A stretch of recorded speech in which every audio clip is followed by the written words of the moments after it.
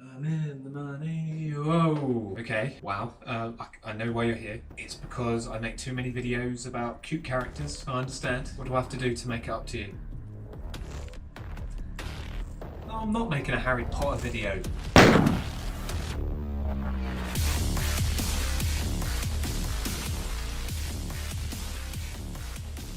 Known as the Marine, the Doom Slayer, Doom, or even just Doom Guy, this demon-slaying character from John Romero's hit franchise has been requested more times than you might expect for a series that until recently only tended to cover cutesy characters. I've learnt my lesson about that one. With a brand new game, Doom Eternal, just around the corner, the time has never seemed better to look at the character in more detail. The history of Doom Guy is quite an interesting and confusing one, as there is a bit of scattered history and timeline surrounding the Doom series in itself. On some occasions it seems like the character crosses over into follow-up titles, and in other cases it's clearly a different protagonist entirely. A few elements have always been constant though. The character was always left nameless and without a voice as a means of immersing the player in the first-person gameplay, and from a design perspective the character wore an iconic set of green combat armour alongside boots and a helmet with visor. In 2014 John Romero revealed the original concept art for the character on his own Twitter page, and it highlights just how strong the initial character design was, establishing these key features that would continue to be used to this very day. Many depictions of the character would follow using this as a blueprint, and there would certainly be lots of experimentation of how to present this character. Some games would be very faithful, whereas others would make much more drastic changes. But regardless of this, the character has remained very popular and has made some appearances you may not expect or remember either. As always, I've covered as many designs as possible today, but if there are any of note that you think I've forgotten to mention, do let me know in the comments section. With that said, I'm the artist Mark Flynn, and let's find out which Doom Guy I think truly is best. As always, if you could like the video, subscribe to the channel and hit the notification bell, you'll be helping me on my goal towards 20,000 subscribers. Also, a massive thanks to the lovely peeps over at Numbskull Designs once again, as they've provided some Doom Eternal swag which I'm going to be giving away. Head on over to my Twitter page at Artist Mark Flynn for details on how to enter, and there's a link to their store in the description if any other items take your fancy.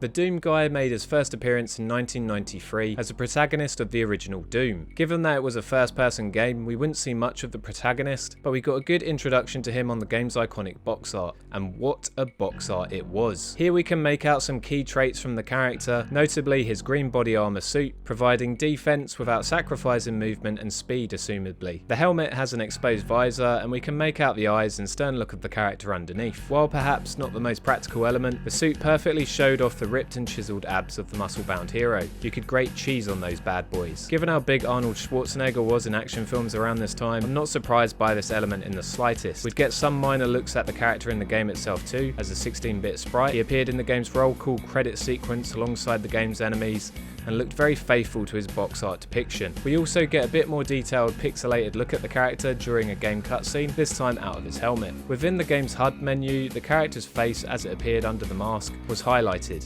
becoming visibly beaten and damaged with the loss of health from oncoming hordes of enemies. With a strong jawline and dark crew cut, the character looks almost identical to Wolfenstein 3D's William J. Blazkowicz. Tom Hall and John Romero have gone on to claim that Doom Guy is actually a descendant of the character. While this is cool as hell, see what I did there, they also claim that Commander Keen is as well, and that one is somewhat harder to digest. Please do drop a comment if you actually remember Commander Keen, because I don't hear nearly enough chat about that game. This isn't something the fanbase has taken lightly though, and it has even factored into follow-up mobile game releases such as Doom RPG, naming the character as such, Stan Blazkowicz to be precise. In the game's immediate sequels, the character would be highlighted again in the same fashion. Doom 2, Hell on Earth, released in 1994, and Final Doom released in 1996, and both made use of the same 2D sprites in the end credits. It's certainly a memorable and epic design for Doom Guy, but in my books it isn't the most practical of outfits. Not to say it can get the job done, but it feels like a bit of flash over substance.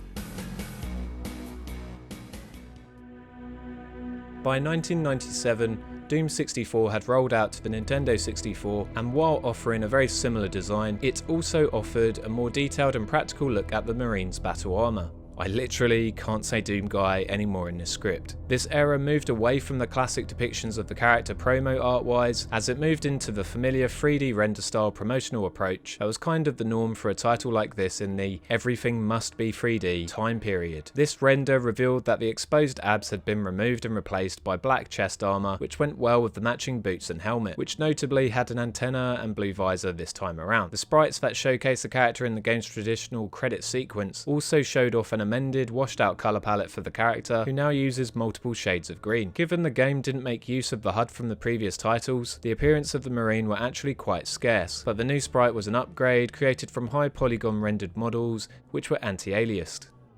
Following Doom 64, there wouldn't be a new game in the series until a considerable amount of time had passed, and when it did arrive, it was a bit of a shift to the typical action-based horror shooter genre. Doom 3 was released in 2004 and moved into survival horror-esque territory, and with that came some significant changes to the typical Doom protagonist. I alluded to it in the intro to this video. The Doom Marine's continuity can certainly be argued in certain instances, but Doom 3's very much feels like a different one in entirety. Given the release date of the game, the character has moved into a far more detailed category than the original creators probably ever imagined, and with this came some key changes. Doom 3's Marine appearance isn't too far removed from the designs of the past. He still has green battle armour, dark hair and a strong jawline, but while he is still muscular, he seems to lack some of the power of his original design, and for the first time ever, he loses the helmet for the full duration of the game. The armour that we do see is a bit sleeker this time around, and definitely more high-tech than the previous combat-style armour of old, including finer details such as cooling fans and exhaust pipes. Given the genre shift,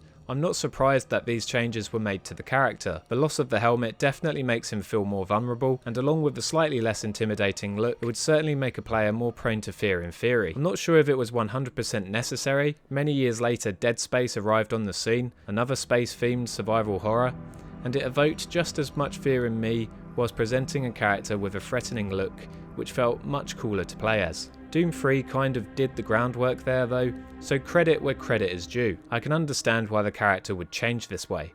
An expansion pack, Doom 3 Resurrection of Evil, would also be released later in 2004, featuring a brand new Marine, with a similar lack of voice and similar lack of helmet. Key differences here came with his facial structure and haircut, which had a shorter back and sides going on. This Marine's power suit was noticeably different, with protruding shoulders, a desaturated shade of green, and a larger central chest piece with a much larger individual exhaust pipe. There's not that much else that jumps out as noticeable if I'm completely honest, as I find it quite similar to Doom 3's original look.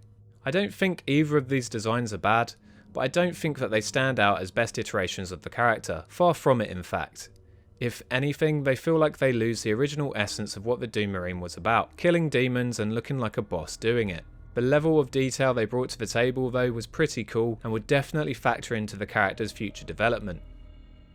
Speaking of essence of the Doom Marine, the franchise would re-explore its roots many years down the line when 2016's Doom hit the shelves of gaming stores and online libraries, a reboot of the franchise that abandoned survival horror elements and took Doom back to the action-focused gun-slinging gameplay it was originally known for.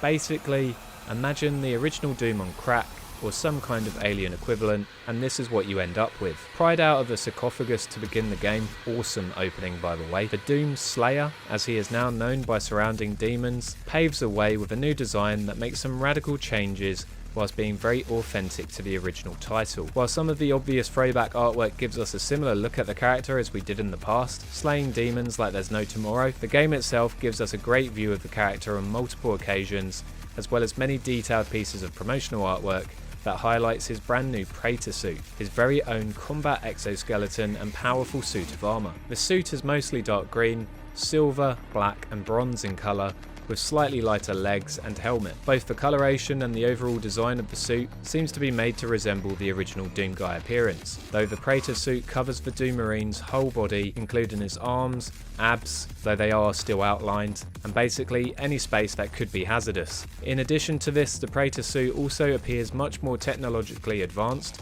with a complex visor and internal systems. Despite the advanced nature of the suit, it is covered in rust, assumingly from the amount of time it has been hidden in storage. It's also littered with finer details that we could mention all day, but the one that jumps out most to me is the Argent symbol on his helmet, a mysterious red logo that gives the character some demonic flair. It's easily one of the most practical versions of the battlesuit, and restores a sense of mystery to the character. His visor on his helmet also does have some space to highlight some of his facial features such as eyes and nose, though the game doesn't focus on them too often. Modders did manage to remove the Slayer's helmet, but the result was something far more horrifying to me than any portal to hell.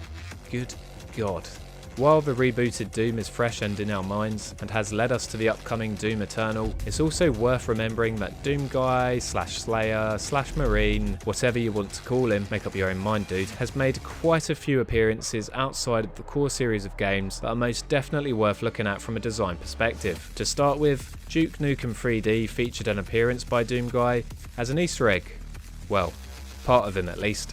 The top half of his classic pixel-based form can be found in a hidden pathway in the crude 3D shoot-'em-up, Dead and Dismembered. I'm going to make a bold statement and say that this probably isn't the dude's best design. In Quake 3 Arena, the character makes an appearance as a playable character going by the name of Doom. This low poly, blocky iteration most closely resembles the original design, but adds a few different shades of green into the palette along with some new protective shoulder pads. This outfit would also appear in 2018's free-to-play shooter Quake Champions, in a beautiful updated HD rendition. It appears alongside a number of other costumes that are throwbacks to other Doom titles. There's a more traditional classic version of the character. It actually makes more of a distinction between the original and the Quake 3 version, and both Doom 3's and Doom 2016's respective suits and characters make appearances too. Interestingly enough, you can remove the helmet and get a very good look at the Marine's face if you'd like to. It's clearly a HD rendition of the classic face associated with the character, and also very closely resembles BJ Blazkowicz's appearance from the same game and recent Wolfenstein titles.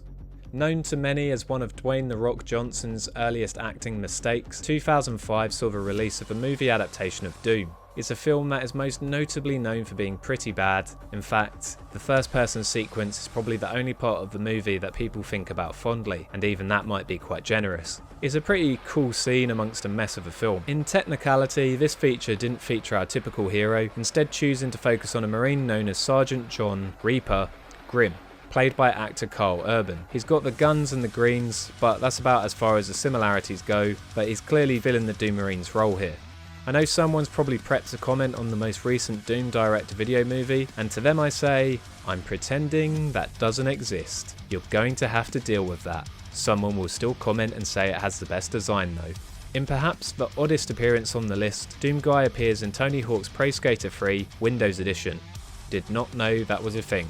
As a playable character with a full set of Doom-related decks, and a character model that resembled his Quake 3 appearance probably the most. I'm really shocked that I only found out about this one when researching for this video, but it's probably my fave from an obscurity standpoint. So outside of these extra entries and in the modern day, 2020's upcoming Doom Eternal of course features the Slayer once again. In the sequel inspired by the original Doom 2, at a first glance at trailers, I assumed the exact same Praetor suit would be featuring here, but the more I looked, the more I realised just how wrong I was. This suit is considerably different from that rusty Praetor suit, and the Slayer appears to have dropped it in favour of a battle-ready one that actually manages to closer resemble the original design.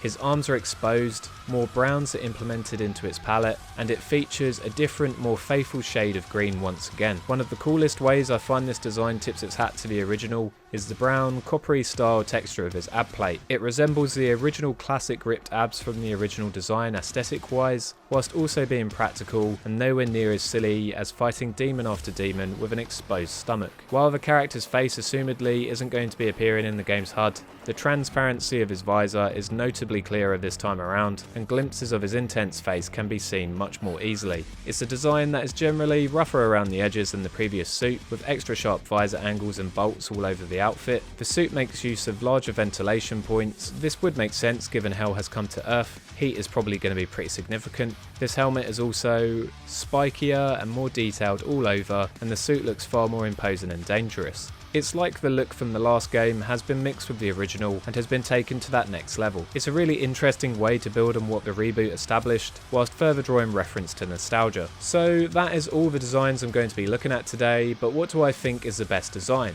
Well, it's definitely a challenging one this time around. The original Doom artwork is absolutely iconic, and the original depiction of Doomguy is so memorable when it comes to this colour scheme and his general appearance. As the games progressed, I feel like some of his charm was lost along the way with the move to the Nintendo 64, and then again on a larger scale when Doom 3 abandoned a lot of the franchise's heritage. The rebooted Doom and now Eternal highlight the character easily in the best way for me, but this is where the best design becomes a true challenge, as it's so hard to pick between these two versions. Ultimately, I think it may be a story of personal preference, but after much umming and ahhing, I have to give the best Doomguy design to the Doomslayer's Praetor suit from the 2016 rebooted Doom. To me, the Praetor suit is the most advanced and sophisticated powerful suit. It looks incredibly high tech, which already puts it above the previous designs, as I feel if you're combating the literal depths of hell, you'd need to do it in the most advanced possible battle armour you could find. It's also really practical, leaving no part of the human underneath exposed to the elements or unnecessary damages.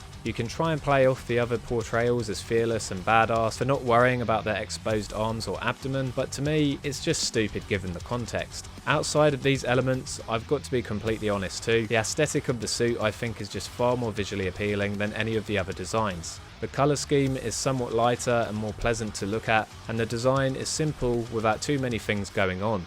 It's a really well crafted, simple idea with an amazing level of detail to it, and features such as the rust and the argent symbol are just the toppings on the Doomslayer cake of cool, contemporary character design. Ultimately, I think the suit adds such an interesting level of mystique to the character by hiding his human features that it makes him feel far more ambiguous to play as. It's not clear what his intentions are, other than killing demons, and it makes me want to know more about him in the best possible sense.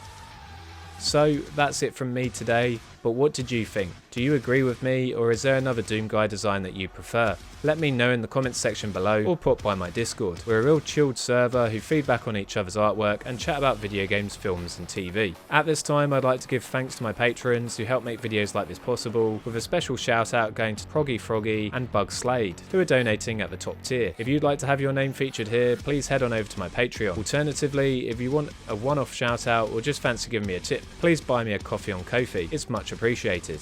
Even a tiny donation would help out the channel.